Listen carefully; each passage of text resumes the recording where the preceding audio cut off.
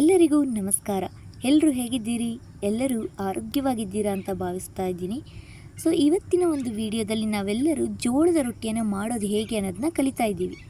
So ಮೊದಲಿಗೆ ಜೋಳದ ರೊಟ್ಟಿಯನ್ನು ಮಾಡಬೇಕಾದ್ರೆ ಒಂದು ಪಾತ್ರೆಯಲ್ಲಿ ನೀರು ತಗೊಂಡು ಆ ನೀರಿಗೆ ಸ್ವಲ್ಪ ಉಪ್ಪನ್ನು ಹಾಕಿ ಆ ನೀರು ಕುದಿಯೋವರೆಗೂ ಬಿಡಿ. ನೀವು ಗಮನಿಸ್ತಾ ಇರೋ ಹಾಗೆ ಇಲ್ಲಿ ನೀರು ಚೆನ್ನಾಗಿ ಬಾಯ್ಲ್ ಆಗೋಕ್ಕೆ ಸ್ಟಾರ್ಟ್ ಆಗಿದೆ. ಸೊ ಈ ಟೈಮಲ್ಲಿ ನೀವು ಜೋಳದ ಹಿಟ್ಟನ್ನು ತಗೊಂಡು ಆ ನೀರಿಗೆ ಹಾಕಿ ಚೆನ್ನಾಗಿ ಅದನ್ನು ಬೇಯೋದಕ್ಕೆ ಬಿಡಬೇಕು. ಸೊ ಚೆನ್ನಾಗಿ ಬೇಯ್ತಾ ಇದೆ ಅಂತ ನಿಮ್ಗೆ ಗೊತ್ತಾಗ್ತಾ ಇರುತ್ತೆ ಅದು ಬೇಯ್ತಾ ಇರೋದು. ಆ್ಯಂಡ್ ಅದು ಫೈನಲಾಗಿ ಜಾಸ್ತಿ ಕರೆಕ್ಟಾಗಿ ಬೆಂದಿದೆ ಅಂತ ಗೊತ್ತಾದಾಗ ಅದನ್ನು ಚೆನ್ನಾಗಿ ನೀವು ಮುದ್ದೆ ಕೂಡಿಸ್ತಿರಲ್ಲ, ಸೊ ಆ ರೀತಿ ನೀವು ಚೆನ್ನಾಗಿ ಕೂಡಿಸ್ಬೇಕು. ಕೆಲವ್ರಿಗೆ ಭಯ ಇರುತ್ತೆ, ಗಂಟಾಗ್ಬಿಟ್ರೆ ಏನು ಮಾಡೋದು, ಹೇಗಪ್ಪ ಇದು ನನಗೆ ಮಾಡೋಕ್ಕೆ ಬರುತ್ತಾ, ನಾವು ಡೌಟ್ಗಳಿರುತ್ತೆ. ಸೊ ಆವಾಗ ನೀವು ಗಂಟಾದರೂ ತಲೆ ಕೆಡಿಸ್ಕೊಂಬೇಡಿ. ಗಂಟಾದರೂ ನೀವು ಈ ಥರ ನಾದ್ಕೊಳೋ ಟೈಮಲ್ಲಿ ನೀವು ಆ ಗಂಟೆಲ್ಲ ಒಡೆದೋಗುತ್ತೆ. ನೀವು ಆ ಟೆನ್ಷನ್ನೇ ಬೇಡ. ಮುದ್ದೆ ಮಾಡುವಾಗ ಗಂಟಾದರೆ ಮುದ್ದೆನೇ ಕೆಡುತ್ತೆ. ಆದರೆ ರೊಟ್ಟಿ ಮಾಡುವಾಗ ಏನಾದರೂ ಗಂಟಾದರೆ ಅಕಸ್ಮಾತು ಆ ಥರ ಭಯನೇ ಇಲ್ದಂಗೆ ನೀವು ಆರಾಮಾಗಿ ಈ ಥರ ನಾದ್ಕೊಳೋ ಟೈಮಲ್ಲಿ ಎಲ್ಲ ರೀತಿಯ ತೊಂದರೆಗಳೆಲ್ಲ ಹೋಗುತ್ತೆ, ಆರಾಮಾಗಿ ಟೆನ್ಷನ್ ಇರೋಲ್ಲ. ಸೊ ಚೆನ್ನಾಗಿ ನಾದ್ಕೊಬೇಕು ಗಟ್ಟಿಯಾಗಿ.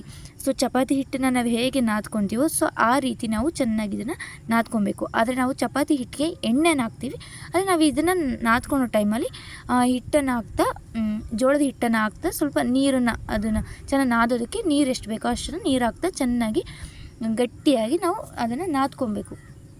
ಸೊ ನಾದ್ಕೊಂಡಾಗುತ್ತೆ. ನಾದ್ಕೊಂಡಾದ ತಕ್ಷಣ ನಾವು ಸೇಮ್ ಚಪಾತಿ ಹಿಟ್ಟನ್ನು ಹೇಗೆ ಬಿಲ್ಲೆ ಮಾಡ್ತೀವಿ ನೋಡಿ, ಸೊ ಯಾವ ಸೈಜಲ್ಲಿ ಬೇಕೋ ಆ ಸೈಜಲ್ಲಿ ನೀವು ಬಿಲ್ಲೆಗಳನ್ನು ಮಾಡ್ಕೊತ ಅದನ್ನು ಸೇಮ್ ಬಿಲ್ಲೆಗಳು ಮಾಡ್ಕೊಬೇಕು. ಸೊ ಈ ಟೈಮಲ್ಲಿ ನಿಮ್ಗೊಂದು ಡೌಟ್ ಬರುತ್ತೆ, ರೊಟ್ಟಿ ಅಂದರೆ ತಟ್ಟೋದಲ್ಲ, ತಟ್ಟೋದು ಥರನೇ ತಾನೇ ಮಾಡೋದು, ತಟ್ಕೊತ ಮಾಡ್ತಾರಲ್ಲ ಸೊ ಅನ್ನೋದು ಡೌಟ್ ಇವಾಗ ಕಾಮನಾಗಿ ಬಂದೇ ಬರುತ್ತೆ. ಆದರೆ ನಾವು ತುಂಬ ಈಸಿಯಾಗಿ ರೊಟ್ಟಿ ಮಾಡೋದು ಹೇಗೆ ಅಂತ ವಿಡಿಯೋದಲ್ಲಿ ನೋಡ್ತಾ ಇದ್ದೀವಿ. ಸೊ ನಾನು ಈಸಿಯಾಗಿ ಹೇಗೆಲ್ಲ ಮಾಡ್ಬೋದು, ಯಾರು ಬೇಕಾದರೂ ಮಾಡ್ಬೋದು ಅನ್ನೋ ರೀತಿ ನಾನು ತೋರಿಸ್ತಾ ಇದ್ದೀನಿ. ಸೊ ಹೌದು, ಕಲ್ ಮೇಲೆ ಎಲ್ಲನೂ ತಟ್ತಾರೆ ರೊಟ್ಟಿ. ಯೂಶ್ವಲಿ ಎಲ್ಲರೂ 90% 80% ಜನ ಎಲ್ಲರೂ ತಟ್ತಾರೆ ರೊಟ್ಟಿನ.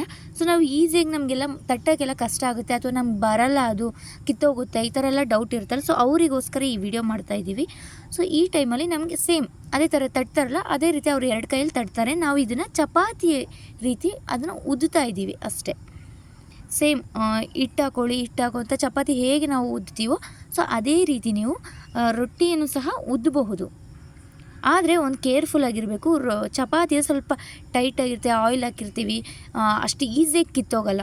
ಬಟ್ ರೊಟ್ಟಿಯನ್ನು ನಾವು ನೀರಲ್ಲಿ ಬೇಯಿಸಿರೋದ್ರಿಂದ, ನೀರು ಹಾಕಿ ಕಲಸಿರೋದ್ರಿಂದ ಸೊ ಇದು ಈಸಿಯಾಗಿ ನಾವು ಜೋರಾಗಿ ಫೋರ್ಸ್ಬಲಿ ಪ್ರೆಸ್ ಮಾಡಿ ಉದ್ದುತ್ತಾ ಹೋದರೆ ಸೊ ಈ ಥರ ಎಲ್ಲ ಮಾಡುವಾಗ ಅದು ಕಿತ್ತೋಗೋ ಚಾನ್ಸಸ್ ತುಂಬ ಇರುತ್ತೆ.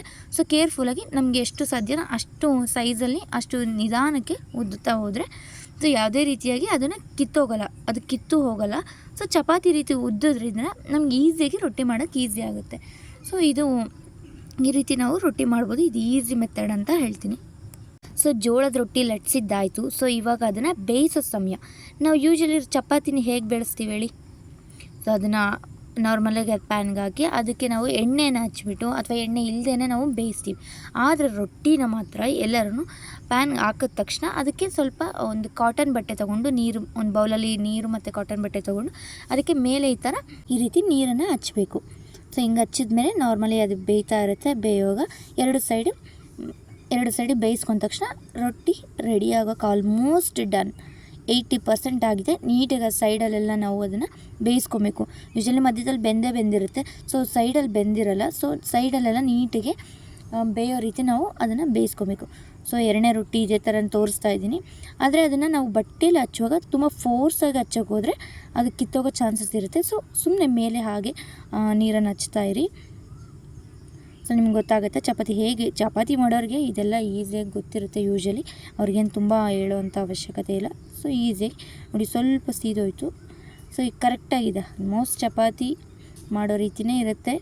ಆ್ಯಂಡ್ ಇನ್ನೊಂದೇನಪ್ಪ ಅಂದರೆ ರೊಟ್ಟಿ ಈಸಿನ ಮಾಡೋದಕ್ಕೆ ಮುದ್ದೆ ಈಸಿನ ಮಾಡೋದಕ್ಕೆ ಅಂತ ಡೌಟ್ ಇರುತ್ತೆ. ಹೇಳ್ಬೇಕಂದ್ರೆ ಮುದ್ದೆನೇ ತುಂಬ ಈಸಿ. ತುಂಬ ಒಂದು 10-15 ನಿಮಿಷದಲ್ಲೆಲ್ಲ ಮುದ್ದೆ ಮುಗಿದೋಗುತ್ತೆ. ಸೊ ಫೈನಲಿ ಬಿಸಿ ರೊಟ್ಟಿ ಸವಿಯಲು ಸಿದ್ಧ. ಜೋಳದ ರೊಟ್ಟಿ ಮಾಡೋದು ಎಷ್ಟು ಈಸಿ ಅಂತ ನೀವು ಈ ವಿಡಿಯೋದಲ್ಲಿ ತಿಳ್ಕೊಂಡಿದ್ದೀರಾ ಅಂತ ಭಾವಿಸ್ತಾ, ನಿಮಗೆ ರೊಟ್ಟಿ ಮಾಡೋದು ಈಸಿನಾ ಅಥವಾ ಮುದ್ದೆ ಮಾಡೋದು ಈಸಿ ಅಂತ ಅನಿಸ್ತಾ ಈ ವಿಡಿಯೋ ನೋಡ್ತಾ? ಸೊ ಯಾವುದು ಈಸಿ ಅಂತ ಅನಿಸ್ತು ಅಂತ ಕಮೆಂಟ್ ಸೆಕ್ಷನಲ್ಲಿ ತಿಳಿಸಿ. ಮುಂದಿನ ವಿಡಿಯೋದಲ್ಲಿ ಸಿಗೋಣ.